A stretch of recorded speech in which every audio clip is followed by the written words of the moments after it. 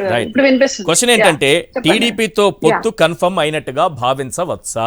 BJP నిన్న జరిపినటువంటి సమావేశంలో బాబు పవన్తో మనం కలిసి వెళ్ళాలి అనేటటువంటి నిర్ణయానికి వచ్చారని, ఈ విషయాన్ని కేంద్ర మీ అధిష్టానానికి పంపించారని, అక్కడి నుంచి ఎప్పుడైనా సరే సమాచారం రావచ్చని ఈ వార్తలన్నీ కూడా వస్తున్నాయి. ఏంటి పొత్తు ఖరారు చేసుకున్నట్టేనా? ఈశ్వర్ గారు, ముందుగా మీకు, సాక్షి న్యూస్ ప్రేక్షకులకి, ప్యానెల్లో ఉన్న పెద్దలకి నా నమస్కారాలు. ఆ మీరు ఒక సైడ్ మీరే చెప్తున్నారు, నిన్న జరిగిన సమావేశంలో అలా అయి ఉండొచ్చు, ఇలా ఇన్ఫర్మేషన్ పంపారంట, ఇలా నివేదిక అందించి ఉంటారంట అని. బట్ ఎవరైనా బయటకు వచ్చి చెప్పారా ఈ రోజు మేము వీళ్ళతో పొత్తు పెట్టుకున్నాము, అది టీడీపీ కావచ్చు లేకపోతే ఇంకొక పార్టీ కావచ్చు, ఒకటే కన్ఫర్మేషన్ ఇచ్చారు, జనసేనతో మేము పొత్తులో ఉన్నాం, జనసేనతో ముందుకు వెళ్తాము, కార్యాచరణ తదుపరి ఏం చేయాలి అంటే మీరు అడగక ముందే నేనే చెప్తున్నా, జనసేన కోరుకుంటోంది ఇప్పుడు టీడీపీతో పొత్తుండాలి అనే దాన్ని కూడా ఏం చేయాలనేది నిర్ణయం తీసుకోవడానికి భారతీయ జనతా పార్టీ కార్యకర్తలు ఏమనుకుంటున్నారు గ్రౌండ్ లెవెల్లో. నేను ఇప్పటికీ ఈ టాపిక్ మీద ఈ ఛానల్లోనే చాలా డిబేట్లు పార్టిసిపేట్ చేస్తుంటాను, నేను చాలా సార్లు చెప్తూ వచ్చాను. ఈశ్వర్ గారు, మా పార్టీకి మిగతా పార్టీకి డిఫరెన్స్ ఏంటంటే అక్కడ ఒకరో ఇద్దరు నిర్ణయిస్తారు, ఒక కుటుంబమో రెండు కుటుంబాలు నిర్ణయిస్తాయి. మా పార్టీ అట్లా కాదు, మేము అందరితో మాట్లాడి నిర్ణయం తీసుకుంటామని. నిన్న జరిగింది అదే. ఎవరో ఒకళ్ళిద్దరు నిర్ణయం తీసుకోరు కదా మా పార్టీలో, లేదా ఒక ఇద్దరు ఫ్యామిలీస్ తీసుకోవు కదా. నిన్న ఏం జరిగింది, ఒక మీరు చూస్తే 45 మంది సీనియర్ కార్యకర్తలు భారతీయ జనతా పార్టీలో ఎప్పటి నుంచో ఉన్న వాళ్ళు, ముఖ్యులు అందరితో కలిసి అందరి అభిప్రాయం తీసుకోవడం జరిగింది.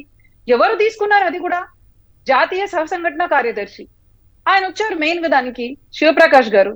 తీసుకున్నాక మా ఇంటర్నల్ డెమోక్రసీని మీరు యాక్చువల్ గా దాని గురించి డిస్కస్ చేయకుండా అయిపోయిందని చెప్తున్నారు. మీరు అన్నట్లు కొంతమంది పొత్తులు కావాలనుకోని ఉండొచ్చు, కొంతమంది పొత్తులు వద్దనుకోని ఉండొచ్చు, కొంతమంది అప్పుడు ఇలా జరిగింది కాబట్టి ఏ పార్టీతో ముందుకు వెళ్ళాలని చెప్పుండొచ్చు. దానికి శివప్రకాష్ గారు మీరు ఎవరైతే ఏమేమి చెప్పారో దాన్ని రిటర్న్ ఫార్మాట్ లో రాసి ఇవ్వండి అన్నారు. రిటర్న్ ఫార్మాట్ అంటే చర్చలో ఏం జరిగింది మేడం? ఎందుకంటే ఇట్లా చర్చలు జరిగాయి అట, మీలో చాలా మంది పొత్తుకు వెళ్ళాలని అనుకున్నారట, ఇదే విషయాన్ని కేంద్రానికి పంపించాలని నిర్ణయించారట అని నేను ఎందుకన్నానంటే, మనకి ప్రధానంగా 3 దినపత్రికలు ఉన్నాయి మేడం. ప్రధానమైన దినపత్రికలు ఒక 3. నేను సాక్షి దినపత్రిక చదివా, మీరు చెప్పిన పాయింట్స్ మాత్రమే అందులో ఉన్నాయి. మీరేం చెప్పారో దాని ప్రకారం మనం బీజేపీ బలోపేతంపైనే ఫోకస్ చేయాలి అనే అంశంపైన వాళ్ళు మాట్లాడారని ఇదే ఉంది. కమిటీ చైర్మన్ నాగభూషణం కలిసి మీడియాకు వెల్లడించారు. ఎన్నికల దృష్ట్యా 175 అసెంబ్లీ స్థానాలతో పాటు 25 పార్లమెంటు స్థానాలు కింది స్థాయి క్యాడర్ వరకు ఎలా సమాయత్తం చేయాలన్న అంశంపై ఆ ఎన్నికల మేనేజ్మెంట్ కమిటీని ఏర్పాటు చేసే అంశంపైన మేము మాట్లాడుకున్నాము అన్నారు. అంతే, కరెక్ట్, మీరు చెప్పిన పాయింట్ కరెక్ట్. ఇది సాక్షి దినపత్రికలో వచ్చిన వార్త. ఇప్పుడు ఇంకో 2 పత్రికలు ఉంటాయి కదా, ఈనాడు. ఒక్క నిమిషం మేడం, ఒక్క నిమిషం, ప్రజలకు అర్థం కావాలి మేడం, ఒక్క నిమిషం ఆగండి. ప్రజలకు బాగా వినాలి కదా, అందరూ వినాలి. మీరు చెప్పింది విన్నారు కదా, ఇప్పుడు ఈ విషయం కూడా తెలుసుకోవాలి. టీడీపీతో పొత్తు మేలేమో పురంధేశ్వరి గారు, ఈనాడు దినపత్రిక. ఎస్. రెండోది ఆంధ్రజ్యోతి దినపత్రిక, బాబు పవన్తోనే వెళదాం, ఇలా మైకు పట్టుకొని పురంధేశ్వరి గారు మాట్లాడుతున్నారు. అయినా సరే మీరు నిర్ణయించారని నేను ఎక్కడ అనలే, అందుకే అటా అని వాడాను. ఏంటి నిర్ణయం తీసుకున్నారని నేను ఎక్కడ అనలేదు మేడం. ఈ 2 దినపత్రికల్లో వచ్చిన వార్తలు చూస్తే ఒకరేమో టీడీపీతో పొత్తు మేలేమో, ఇంకొకరేమో బాబు పవన్తోనే వెళ్ళిపోదాం, మనకి ఇంకా గతి లేదు, వాళ్లే దిక్కు అని మీరు డిసైడ్ అయినట్టుగా రాశారు. ఇప్పుడు చెప్పండి, మీకు గతి లేక వెళుతున్నారా, దిక్కు లేక వెళుతున్నారా, పరిస్థితులు బాగలేక వెళుతున్నారా, చంద్రబాబుతో వెళితే ఏవో 2 సీట్లు అలా పడేస్తాడని వెళుతున్నారా? వాళ్ళు రాసిన దాని ప్రకారం.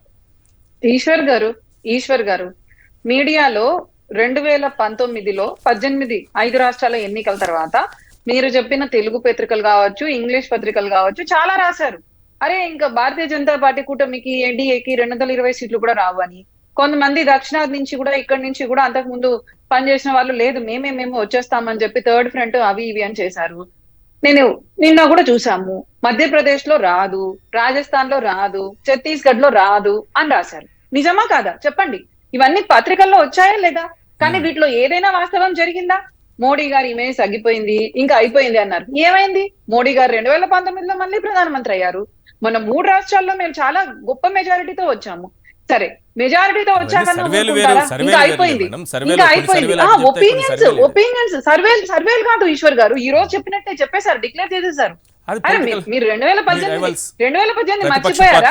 మేము అయిపోతాము వాళ్ళు అయిపోతారు. అలాంటిది నేను ఏం చెప్తున్నానంటే ఒక మైండ్ గేమ్ ఆడతారు. ఇప్పుడు మీరు ఎలక్షన్ జరిగాకన్నా ఊరుకున్నారా?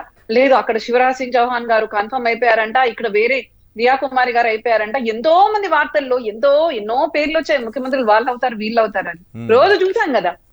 ఇంగ్లీష్ కావచ్చు, మన తెలుగు దినపత్రికలు. ఏమైంది ఈశ్వర్ గారు? మనం ఎవరు ఎక్స్పెక్ట్ చేయని పేర్లు ఫస్ట్ టైం ఎమ్మెల్యేలు అయ్యారు.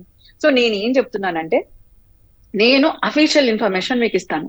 అక్కడ ఇండోర్ గా క్లోజ్డ్ డోర్ మీటింగ్ లో జరిగింది. ప్రతి వ్యక్తి ఏం చెప్పారు అనేది ఇక్కడ డిస్కస్ చేయాల్సిన అవసరం లేదు, ఎందుకంటే అది closed door meeting.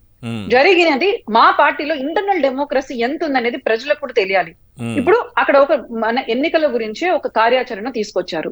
First point, Andhra Pradesh ప్రజలకు ఏ విధంగా మనం ముందుకు వెళ్తే మేలు, భారతీయ జనతా పార్టీ ఆంధ్రప్రదేశ్ లో ఏ విధంగా బలోపేతం కావాలి.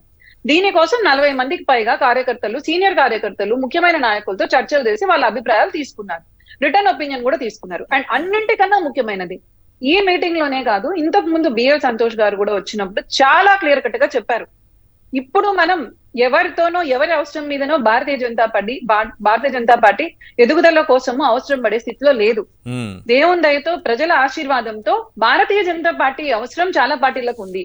మనం ఎటువంటి కార్యాచరణ చేసినా ఆంధ్రప్రదేశ్ లో ప్రజల సేవకు భారతీయ జనతా పార్టీ ఒక బలమైన ప్రత్యర్థిగా నిలవాలి. ఇది సంతోష్ గారు చెప్పిన మాటలు.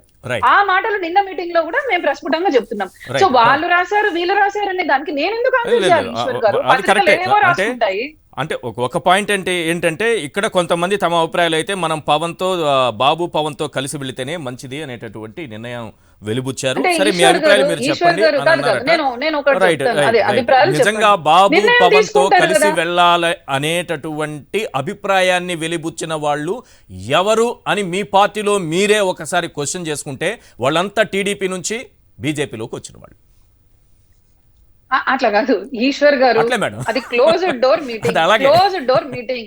యాక్చువల్ గా మళ్ళా రిటర్న్ అష్యూరెన్సెస్ అడిగింది. ఎందుకని రిటర్న్ అష్యూరెన్సెస్ ఇచ్చినప్పుడు ఎవరైనా ఒక వ్యక్తి రికార్డ్ చేస్తే అది ఉండిపోతుంది. సో ఈ రిటర్న్ అష్యూరెన్సెస్ ఇంకా ఈ రోజు నివేదిక వెళ్తుంది. అండ్ ఇంకొకటి ఇంటర్నల్ డెమోక్రసీ అండి. ఇప్పుడు డెమోక్రసీలో అంటే అందరూ చెప్పేది వింటారు కదా, ఏది మంచిదో నిర్ణయం తీసుకుంటారు. ఇది ఏ పార్టీలో ఉంది చెప్పండి? ఒక భారతీయ జనతా పార్టీలోనే ఉంది. ఇప్పుడు మనం ఎక్కడ చూస్తున్నాం, మిగతా ప్రాంతీయ పార్టీల్లో ఎవరో ఒక కుటుంబమో లేకపోతే ఒకళ్ళు వస్తారు, అట్లా క్యాండిడేట్లను మార్చేస్తాము, ఇట్లా క్యాండిడేట్లను మార్చేస్తాము అంటారు. ఒక పార్టీలో ఒక ఆయన ఏమో నేను రాముడికి హనుమంతుడు లాగా నేను ఎంతో సేవ చేస్తే ఇప్పుడు కుటుంబం వాళ్ళు నాకు పార్టీలో టికెట్ ఇవ్వలేదు, నేను నా దారి చూసుకుంటా అంటారు. ఎవరు? కేసినేని నాని గారు, విజయవాడ ఎంపీ. ఇప్పుడు వైఎస్ఆర్సీపీలో కాపు రామచంద్రరెడ్డి గారు ఏమో అయ్యో నేను వైఎస్ఆర్ కుటుంబానికి ఎంత సేవ చేశాను, ఇప్పుడు నాకు ఇవ్వలేదు టికెట్, నేను ఒంటరిగా పోటీ చేస్తా అంటారు. మా పార్టీలో మీరు అట్లాంటివి చూడరు.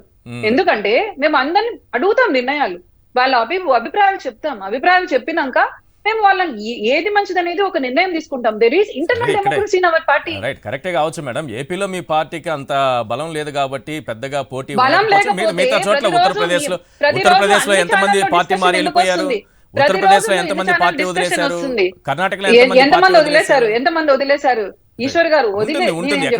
వదిలి వెళ్ళిపోయే సంఖ్య చాలా తక్కువ. నేను ఉండట్లేదని చెప్పండి.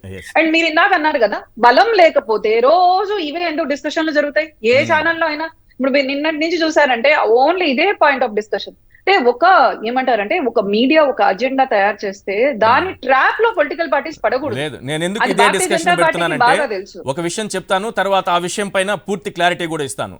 ఈ విషయం పైన చర్చ పెట్టడం వల్ల రాష్ట్రానికి అంటే మన ప్రభుత్వానికి 100 కోట్లు వస్తాయి మేడం, 100 కోట్లు వస్తాయి. ఎందుకనేది నేను తర్వాత చెప్తాను. లింక్ ఎవరికి కనిపించకపోవచ్చు, అర్థం కాకపోవచ్చు. 100 కోట్ల రూపాయల చర్చ, ఇది మామూలు చర్చ కాదు, ఇది 100 కోట్ల రూపాయల చర్చ. లాభం మనకి, మీకు అంటే మన రాష్ట్రానికి వస్తే మీకు లాభం, నాకు లాభం, ఇక్కడ కూర్చున్న వాళ్ళందరికీ లాభమే కదా మేడం, మంచిదే కదా. 100 కోట్ల రూపాయల చర్చ అందరూ అర్థం చేసుకోండి. ఈ 100 కోట్ల రూపాయల చర్చ ఏంటనేది తర్వాత చెప్తాను, నేను దాంట్లో డీటెయిల్డ్గా వెళ్దాం. ఎస్, బట్ 100 కోట్ల చర్చ అనేది నాకైతే అర్థం కావట్లేదు. కానీ ఏ రాష్ట్రంలో అయినా సరే భారతీయ జనతా పార్టీ చాలా కీలకమైన రోల్ ప్లే చేస్తుంది అనడానికి ఈ టైం సిచ్యువేషన్ చాలా ఇంపార్టెంట్ ఈశ్వర్ గారు.